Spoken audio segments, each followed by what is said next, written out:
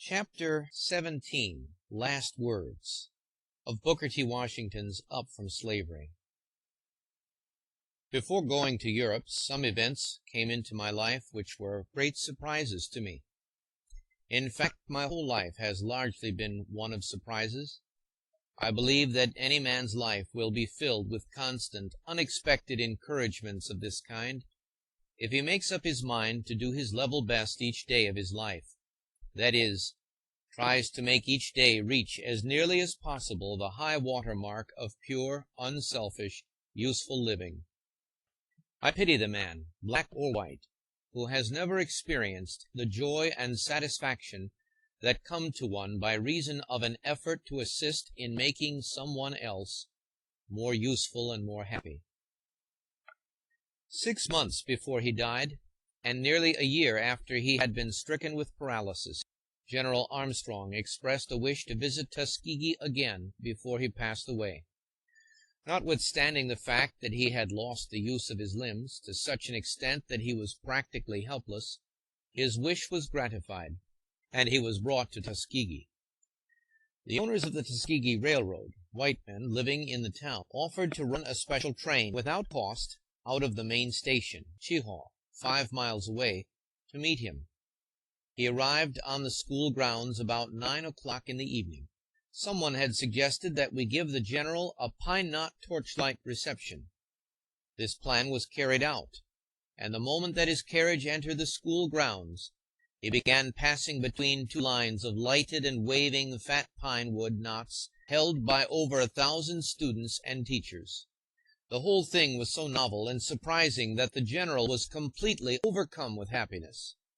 He remained a guest in my home for nearly 2 months, and although almost wholly without the use of voice or limb, he spent nearly every hour in devising ways and means to help the South.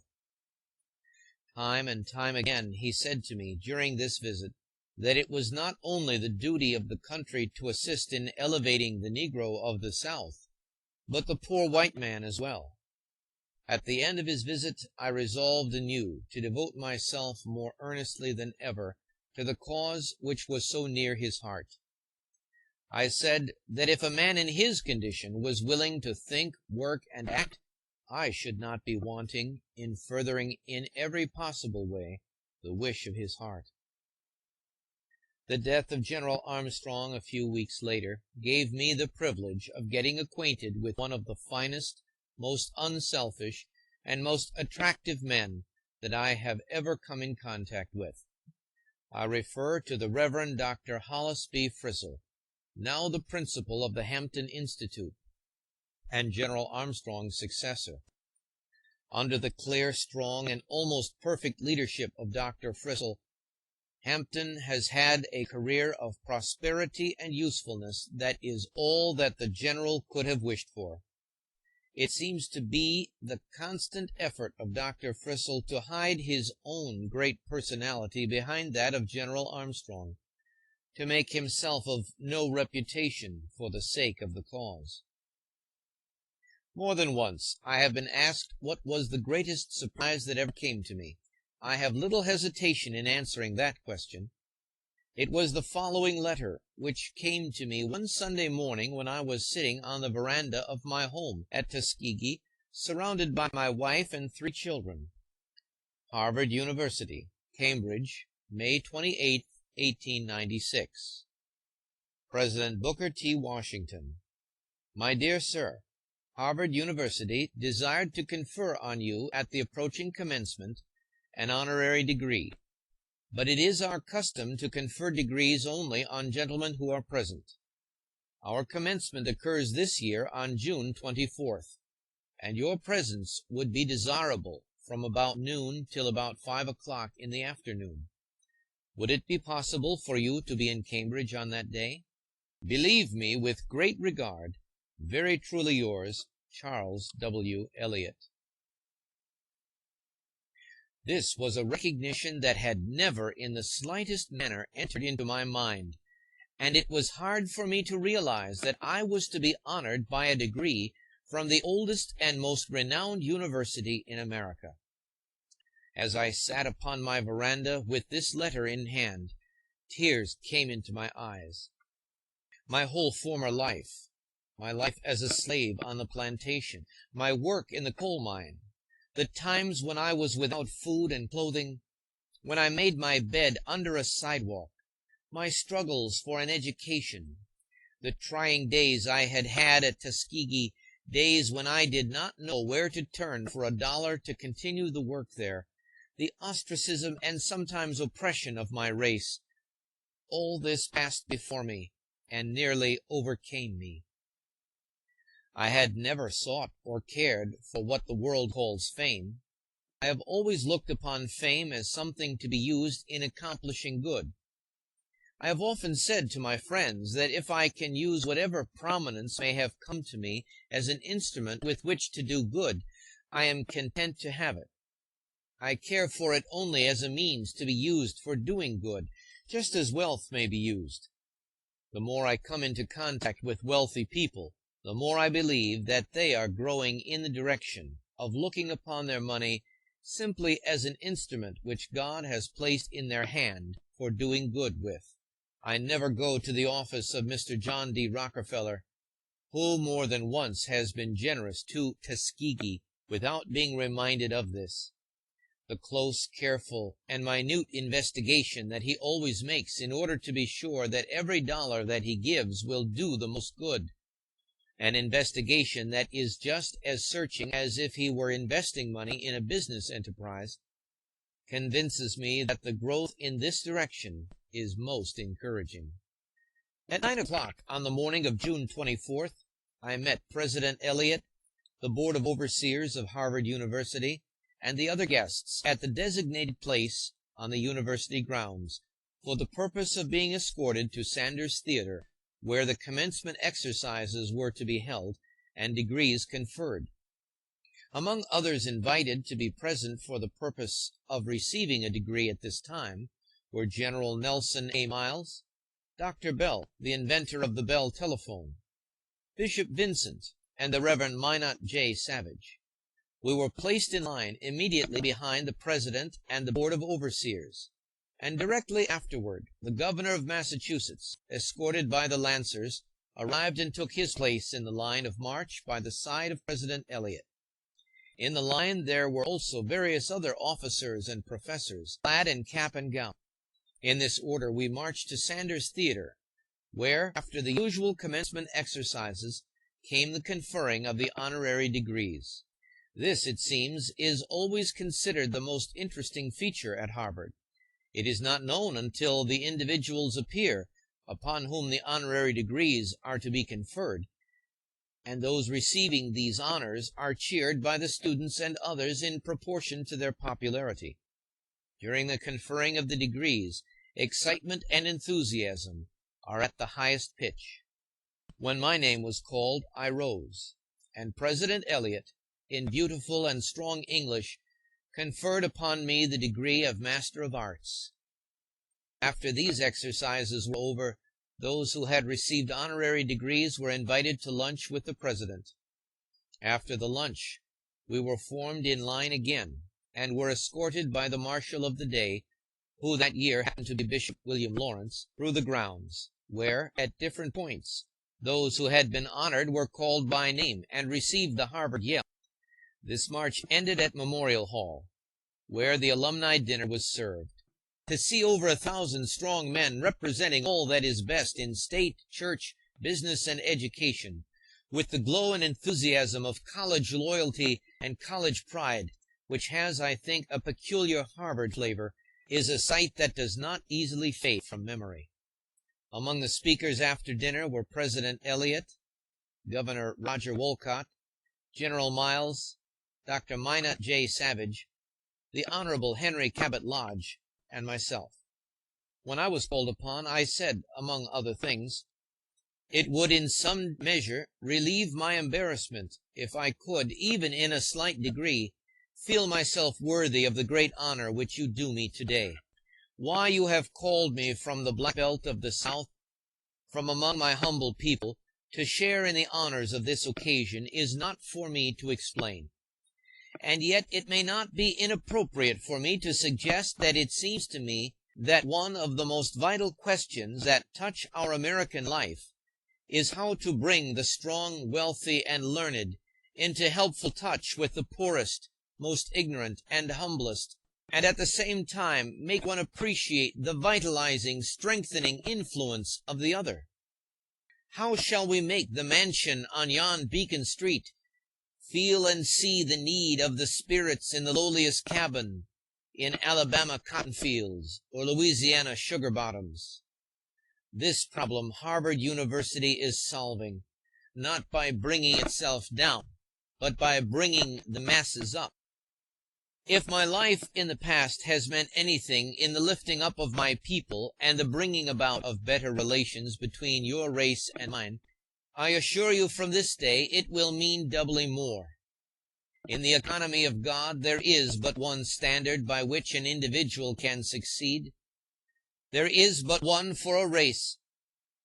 This country demands that every race shall measure itself by the American standard.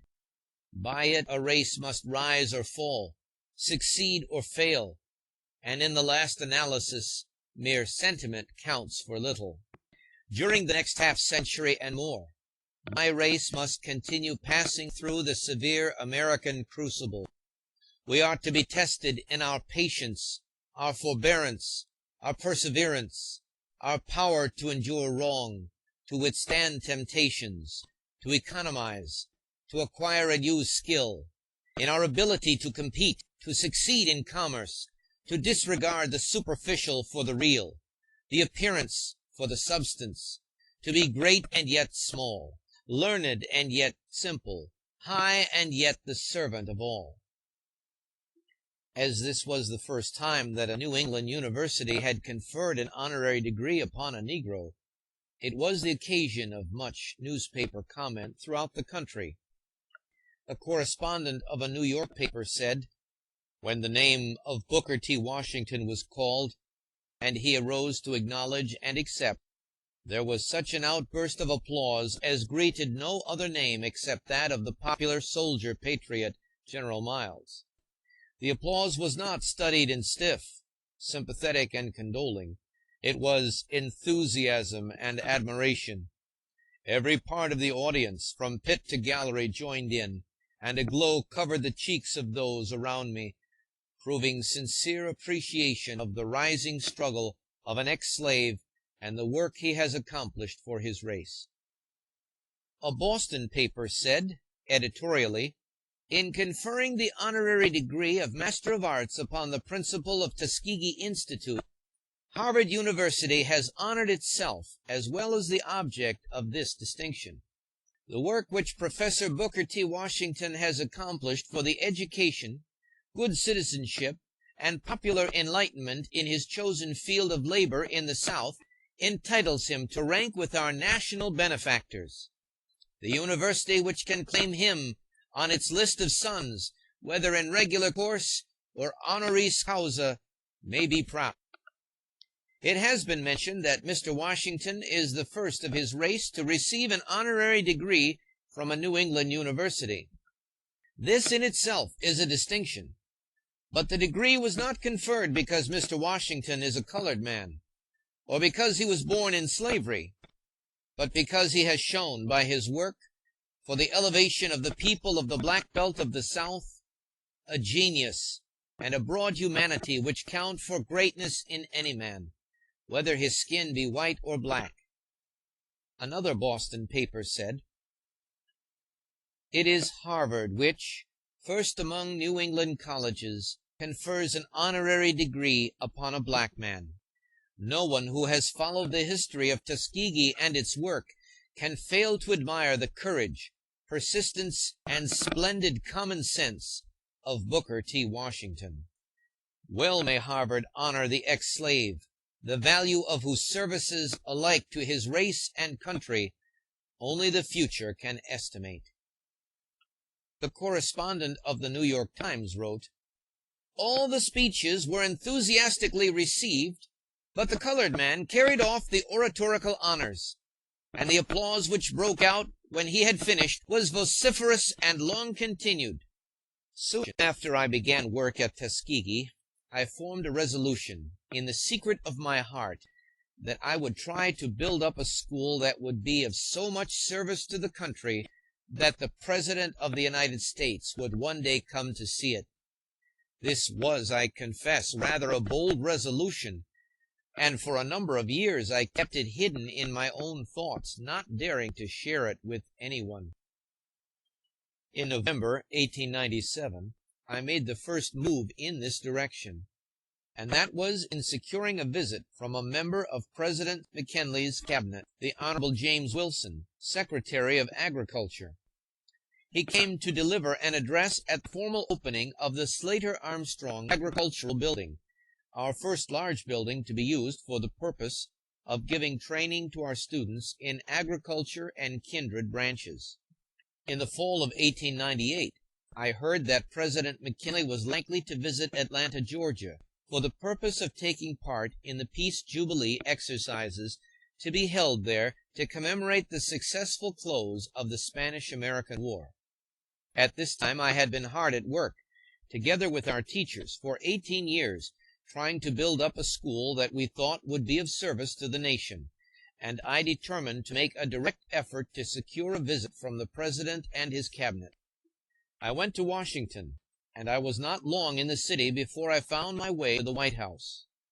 When I got there, I found the waiting rooms full of people, and my heart began to sink, for I feared there would not be much chance of my seeing the President that day, if at all. But, at any rate, I got an opportunity to see Mr. J. Addison Porter, the Secretary to the President, and explain to him my mission. Mr. Porter kindly sent my card directly to the President, and in a few minutes word came from Mr. McKinley that he would see me. How any man can see so many people of all kinds, with all kinds of errands, and to do so much hard work, and still keep himself calm, patient, and fresh for each visitor in the way that President McKinley does, I cannot understand. When I saw the President, he kindly thanked me for the work which we were doing at Tuskegee for the interests of the country.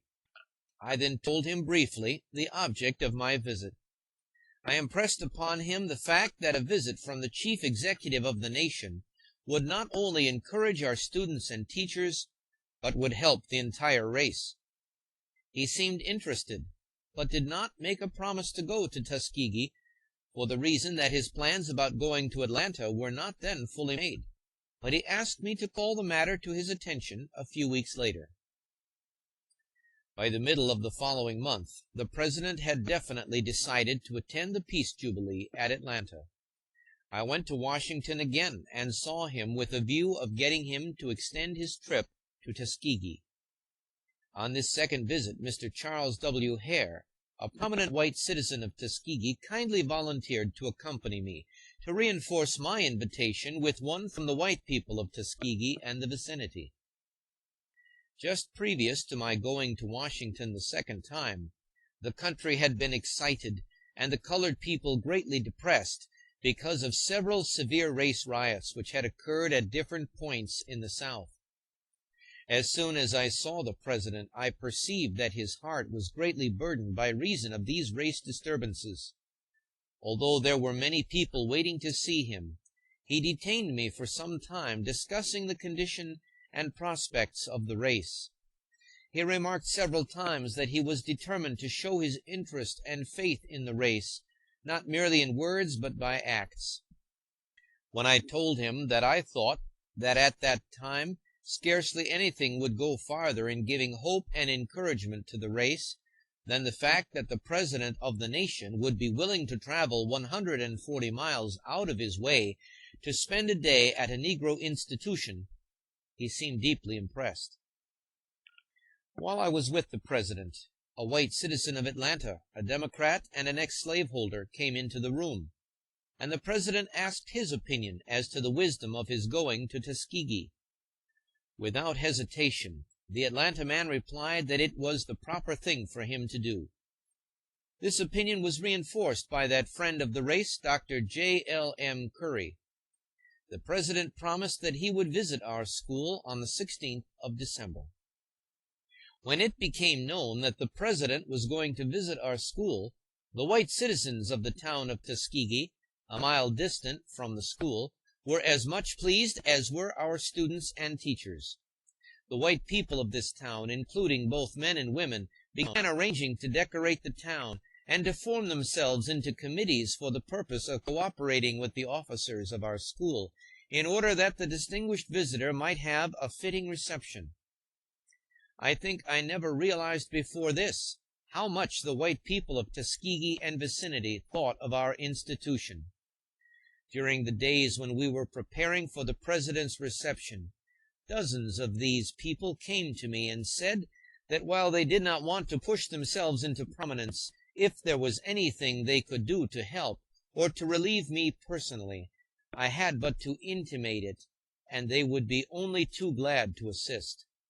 In fact, the thing that touched me almost as deeply as the visit of the President itself was the deep pride which all classes of citizens in Alabama seemed to take in our work. The morning of December 16th brought to the little city of Tuskegee such a crowd as it had never seen before. With the President came Mrs. McKinley and all of the cabinet officers but one, and most of them brought their wives or some members of their families. Several prominent generals came, including General Shafter and General Joseph Wheeler, who were recently returned from the Spanish-American War. There was also a host of newspaper correspondents. The Alabama legislature was in session in Montgomery at this time. This body passed a resolution to adjourn for the purpose of visiting Tuskegee. Just before the arrival of the President's party, the legislature arrived, headed by the governor and other state officials.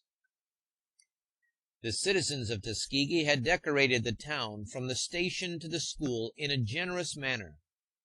In order to economize in the matter of time, we arranged to have the whole school pass in review before the President. Each student carried a stalk of sugar cane with some open balls of cotton fastened to the end of it. Following the students, the work of all departments of the school passed in review, displayed on floats drawn by horses, mules, and oxen. On these floats we tried to exhibit not only the present work of the school, but to show the contrasts between the old methods of doing things and the new. As an example, we showed the old method of dairying in contrast with the improved methods, the old methods of tilling the soil in contrast with the new, the old methods of cooking and housekeeping in contrast with the new. These floats consumed an hour and a half of time in passing. In his address in our large new chapel, which the students had recently completed, the President said, among other things, "To meet you under such pleasant auspices, and to have the opportunity of a personal observation of your work, is indeed most gratifying.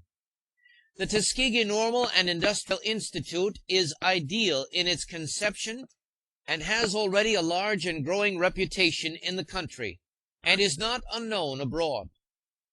I congratulate all who are associated in this undertaking for the good work which it is doing in the education of its students to lead lives of honor and usefulness, thus exalting the race for which it was established.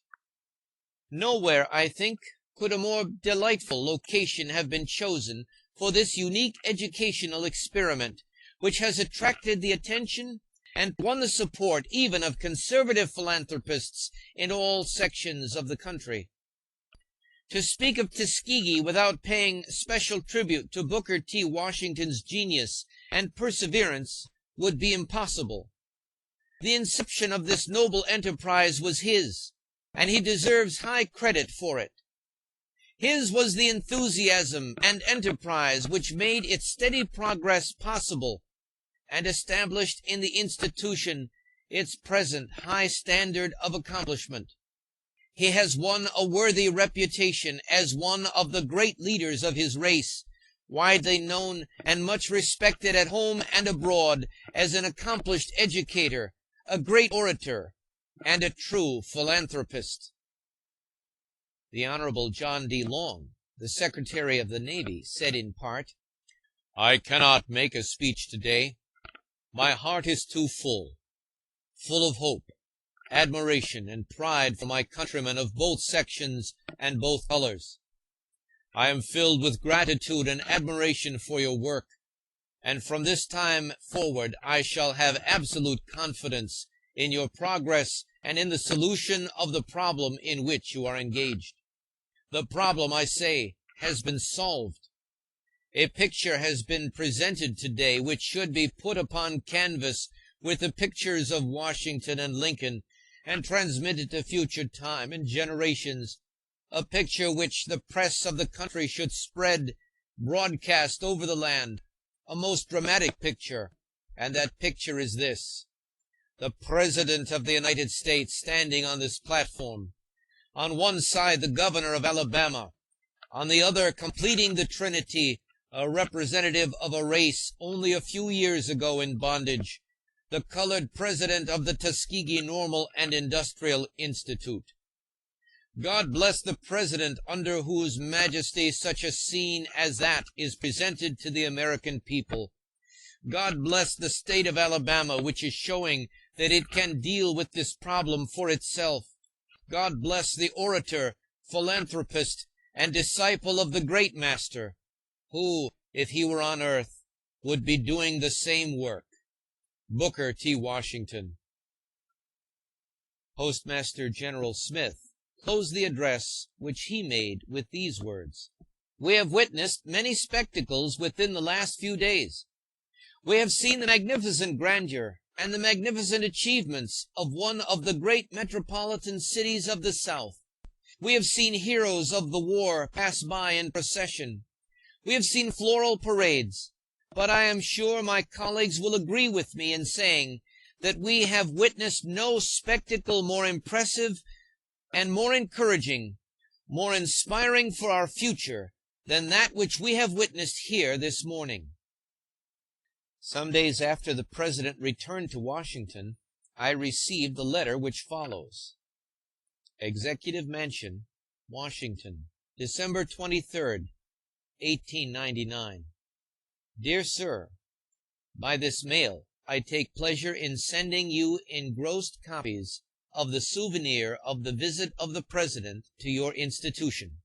These sheets bear the autographs of the President and members of the Cabinet who accompanied him on the trip. Let me take this opportunity of congratulating you most heartily and sincerely upon the great success of the exercises provided for and entertainment furnished us under your auspices during our visit to Tuskegee.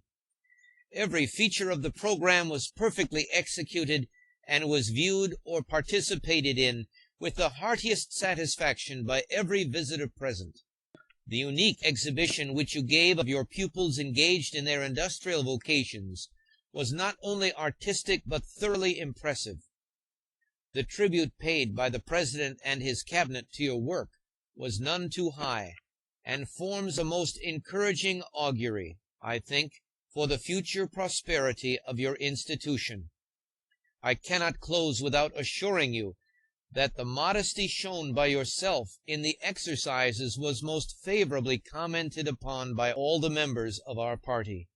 With best wishes for the continued advance of your most useful and patriotic undertaking, kind personal regards, and the compliments of the season, believe me always with very sincerely yours, John Addison Porter, Secretary to the President. To President Booker T. Washington, Tuskegee Normal and Industrial Institute, Tuskegee, Alabama. 20 years have now passed since I made the first humble effort at Tuskegee in a broken-down shanty and an old hen-house, without owning $1 worth of property, and with but one teacher and 30 students. At the present time, the institution owns 2,300 acres of land, 1,000 of which are under cultivation each year, entirely by student labor. There are now upon the grounds, counting large and small, 66 buildings, and all except 4 of these have been almost wholly erected by the labor of our students. While the students are at work upon the land and in erecting buildings, they are taught by competent instructors the latest methods of agriculture and the trades connected with building. There are in constant operation at the school, in connection with thorough academic and religious training, 30 industrial departments. All of these teach industries at which our men and women can find immediate employment as soon as they leave the institution.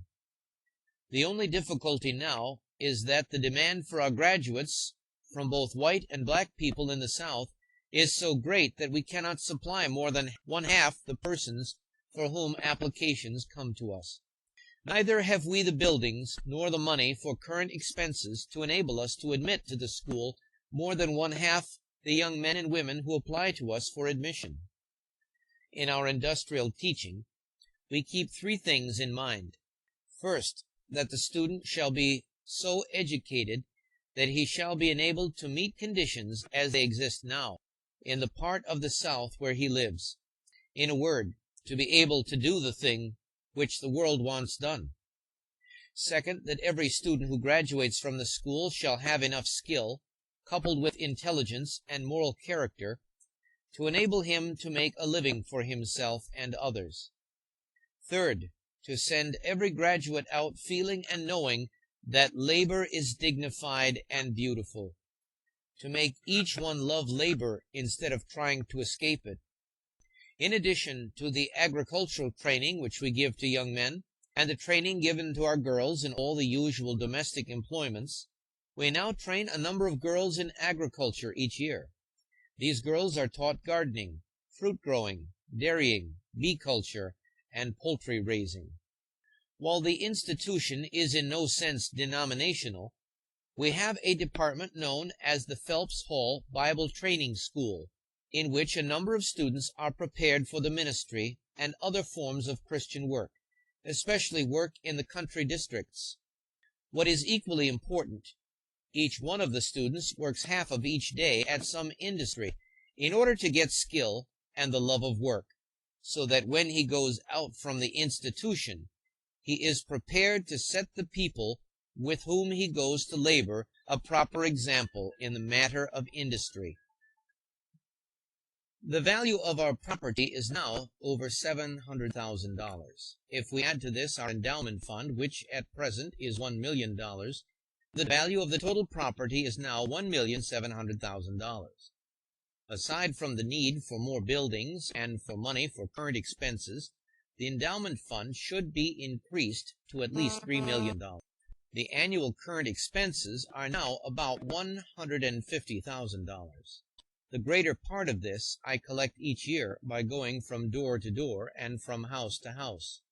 All of our property is free from mortgage, and it is deeded to an undenominational board of trustees who have the control of the institution.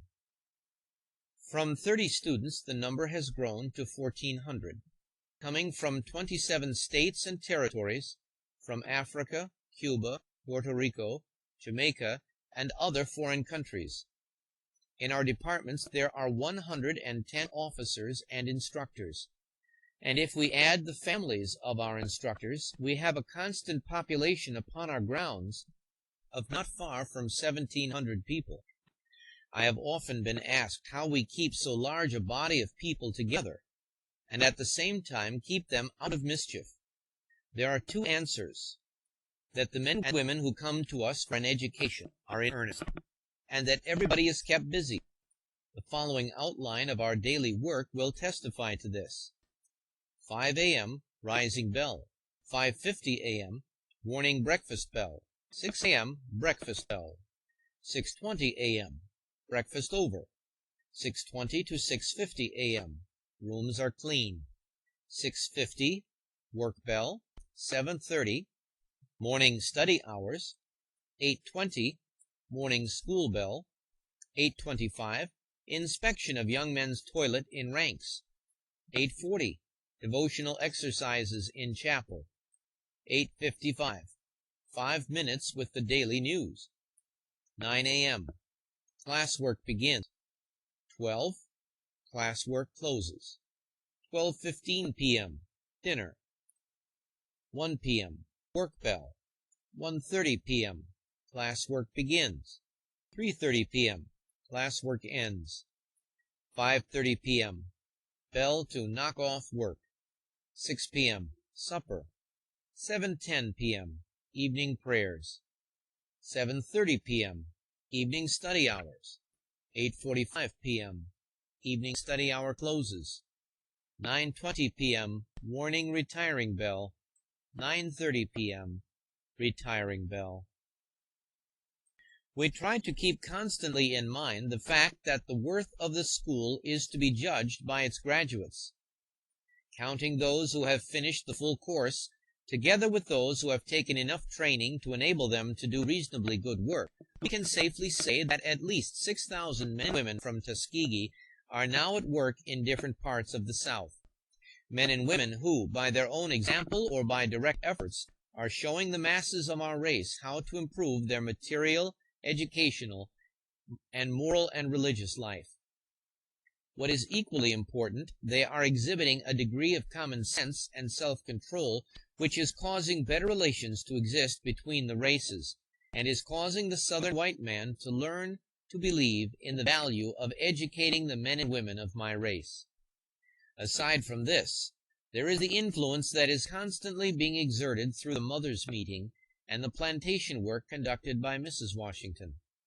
Wherever our graduates go, the changes which soon begin to appear in the buying of land, improving homes, saving money, in education, and in high moral characters are remarkable. Whole communities are fast being revolutionized through the instrumentality of these men and women. 10 years ago, I organized at Tuskegee the first Negro Conference. This is an annual gathering which now brings to the school 800 or 900 representative men and women of the race, who come to spend a day in finding out what the actual industrial, mental, and moral conditions of the people are, and in forming plans for improvement. Out from this Central Negro Conference at Tuskegee have grown numerous state and local conferences, which are doing the same kind of work. As a result of the influence of these gatherings, one delegate reported at the last annual meeting that 10 families in his community had bought and paid for homes. On the day following the annual Negro Conference, there is the Workers' Conference. This is composed of officers and teachers who are engaged in educational work in the larger institutions in the South. The Negro Conference furnishes a rare opportunity for these workers to study the real condition of the rank and file of the people. In the summer of 1900, with the assistance of such prominent colored men as Mr. T. Thomas Fortune, who has always upheld my hands in every effort, I organized the National Negro Business League, which held its first meeting in Boston, and brought together for the first time a large number of colored men who are engaged in various lines of trade or business in different parts of the United States. 30 states were represented at our first meeting. Out of this national meeting grew state and local business leagues. In addition to looking after the executive side of the work at Tuskegee and raising the greater part of the money for the support of the school, I cannot seem to escape the duty of answering at least a part of the calls which come to me unsought to address Southern white audiences and audiences of my own race, as well as frequent gatherings in the North. As to how much of my time is spent in this way, the following clipping from a Buffalo, New York paper will tell. This has reference to an occasion when I spoke before the National Educational Association in that city.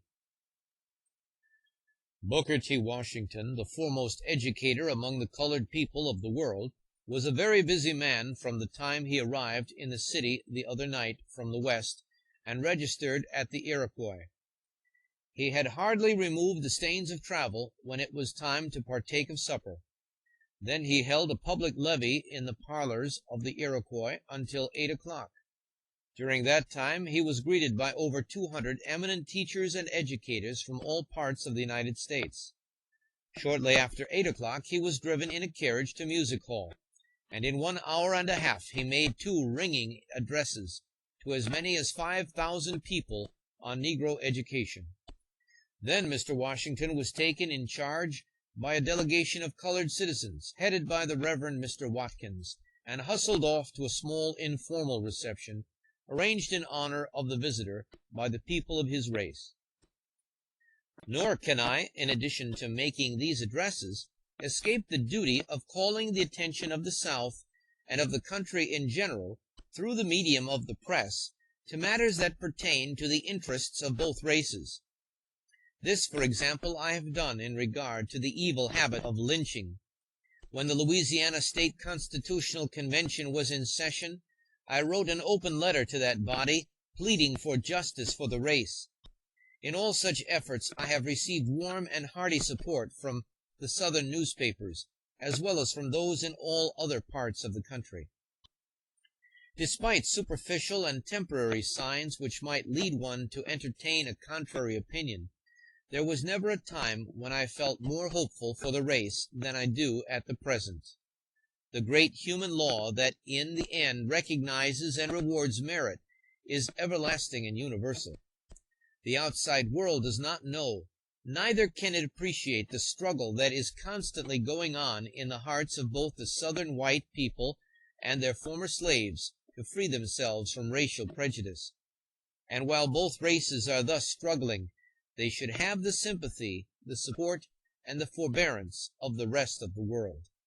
As I write the closing words of this autobiography, I find myself, not by design, in the city of Richmond, Virginia, the city which only a few decades ago was the capital of the Southern Confederacy, and where, about 25 years ago, because of my poverty, I slept night after night under a sidewalk. This time I am in Richmond as the guest of the colored people of the city, and came at their request to deliver an address last night to both races in the Academy of Music, the largest and finest audience room in the city. This was the first time that the colored people had ever been permitted to use this hall. The day before I came, the city council passed a vote to attend the meeting in a body to hear me speak. The state legislature, including the House of Delegates and the Senate, also passed a unanimous vote to attend in a body. In the presence of hundreds of colored people, many distinguished white citizens, the city council, the state legislature, and state officials, I delivered my message, which was one of hope and cheer, and from the bottom of my heart I thanked both races for this welcome back to the state that gave me birth.